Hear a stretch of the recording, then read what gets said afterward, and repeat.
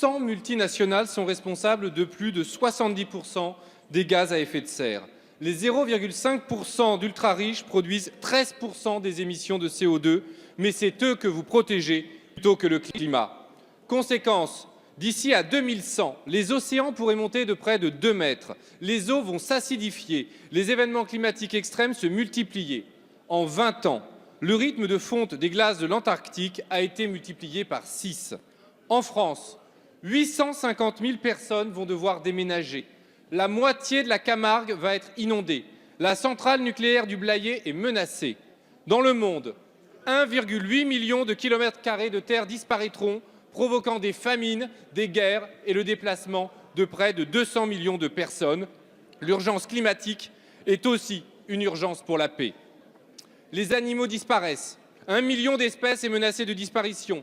La 6e extinction de masse est entamée. Les oiseaux meurent, le plastique remplace les poissons. Vous avez refusé de taxer le kérosène, signé les accords de libre-échange climaticides comme le CETA, trahi sur le glyphosate et le chlordécone, favorisé la déforestation importée et l'artificialisation des sols.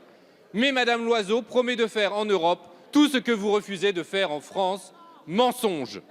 Il faut sortir des traités pour planifier la transition écologique et mettre en place une écologie populaire, le protectionnisme solidaire, la règle verte, ne pas prélever plus à la terre que ce qu'elle n'est capable d'en reconstituer. L'heure est à l'avènement d'une écologie populaire contre celle des actionnaires. Quand la France respectera-t-elle les accords de Paris? Quand engagerons-nous la transition écologique? Quand, enfin, allez-vous déclarer l'état d'urgence climatique? Merci, monsieur le député. La parole est à monsieur François de Rugy, ministre d'État, ministre de la Transition écologique et solidaire. Merci. Merci, monsieur le président, mesdames et messieurs les députés, monsieur le député Lachaud.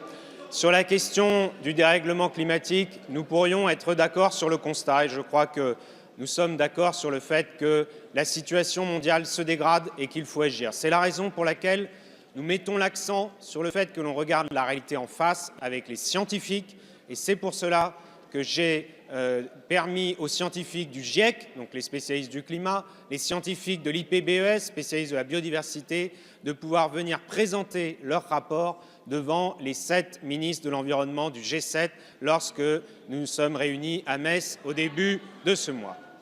Mais par ailleurs, monsieur le député, pour agir plus fort, plus vite, plus loin pour le climat, nous disons clairement les choses aux Français. Il faut plus d'Europe pour faire plus pour le climat. Et je vais vous dire une chose, monsieur le député, puisque vous avez vous-même fait allusion au programme des uns et des autres pour les prochaines élections européennes. Et c'est en effet le moment d'en parler, le moment ou jamais. Vous dites dans votre programme que vous souhaitez d'abord et avant tout sortir des traités européens. Alors croyez-vous sérieusement, monsieur le député, que c'est en commençant par déconstruire l'Union européenne que nous allons pouvoir agir plus vite pour le climat à l'échelle mondiale? Si nous ne voulons pas agir sur le climat à l'échelle européenne, sur quoi le ferons-nous? Et, monsieur le député, à la page 10, voyez-vous, j'ai lu votre programme de la France insoumise. À la page 10, il est même précisé que vous voulez instaurer un droit à la désobéissance des règles européennes. Alors je vous le dis, monsieur le député, j'espère que demain ce programme ne sera pas appliqué, car si jamais il était appliqué sur le climat, tout le travail que nous faisons, à tout moment, un pays pourrait en sortir et annuler tous les effets. Merci, monsieur le ministre.